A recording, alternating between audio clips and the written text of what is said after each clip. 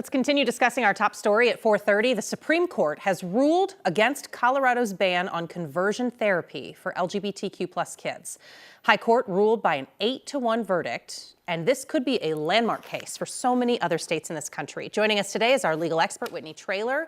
There's a lot to talk about on this, a lot to unpack here. So let's start with the basics. What is the decision that the Supreme Court 8-1 vote came down with? Yeah, this is a major decision, and this was regarding Colorado's law on conversion ban therapy. So conversion therapy is where a doctor will try and convince somebody to go with their born identity, and so they're trying to convert them from LGBTQ, from being gay, from those kind of things. And so the conversion therapy is really discounted in the medical profession. They really are against it. And so the question was, is this a therapist, if a therapist tries the conversion ban therapy, is that their free speech, or is it something that should be medically regulated? And so in Colorado, we banned conversion therapy. And so there was a therapist who said, no, I'm a Christian woman, this is part of my practice.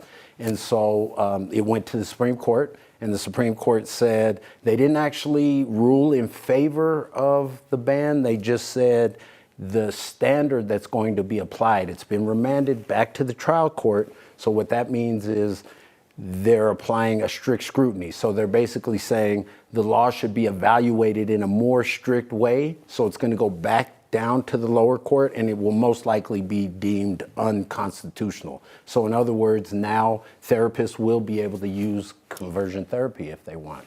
Well, and this vote was 8-1. Yes. So, I mean, this really wasn't just about the law.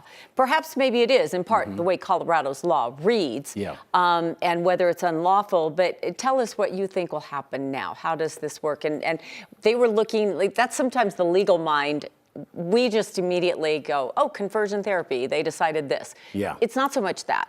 No. It was how the law was written. Yeah, it was how the law was written, and it's really what standards should be applied. And so so there's a rational basis test, there's a strict scrutiny test, and laws that are evaluated under strict scrutiny are usually deemed to be unconstitutional. And so now that the court is using that higher standard, and so the Supreme Court said, all right, it should be strict scrutiny. So now it's going to go back to this district court in Colorado, and they're going to have to apply strict scrutiny to the law. So this is actually a good example of how our checks and balances work. So the legislature writes a law. So the Colorado legislature said conversion therapy is unlawful.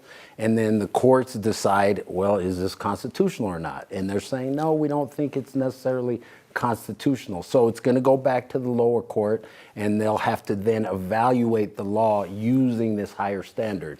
And most likely it will be deemed to be unconstitutional. And then in response, the legislature can rewrite the law if they want in response to this case, and they may actually reference the case in their new legislation. So, and I suspect the Colorado legislature would do that.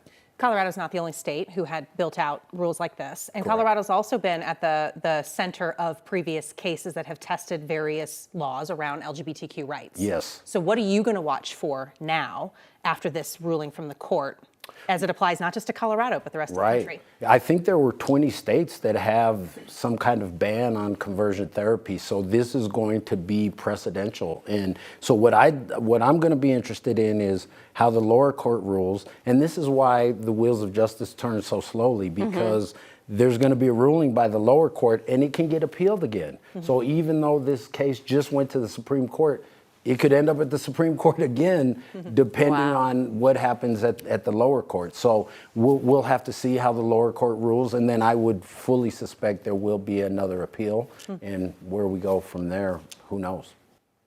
Well, that's insightful. I think sometimes we just read it on surface level, you know? Yeah. So thank you, Whitney. Sure. Thanks so much. You really gave us a lot of information. All right. I'm happy to be here.